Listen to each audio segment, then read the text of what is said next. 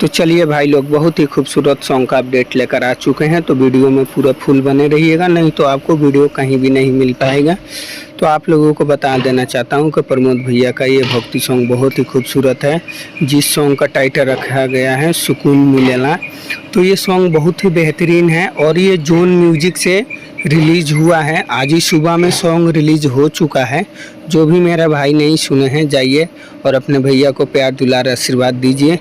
और इस सॉन्ग का आप लोगों को रील मेरे इंस्टाग्राम आईडी पे मिल जाएगा, जो कि राजू यादव 420 है। वहाँ पे आप लोगों को रील मिल जाएगा। तो ये सॉन्ग बहुत ही खूबसूरत है और प्रमोद भैया के बैक टू बैक सॉन्ग आ ही रहे हैं। तो आप लोग ज़रूर चैनल को सब्सक्राइब करिएगा, जिससे आप लोगों को भोजपुरी का हर खबर सबसे पहले आप लोगों को जानकारी पता चले और आप लोग ज़्यादा से ज़्यादा उस पर रील बना सके। सबसे पहले रील बनाने पे कभी भी वीडियो वायरल होता है, तो आप लोग ज़रूर सब्सक्राइब करें।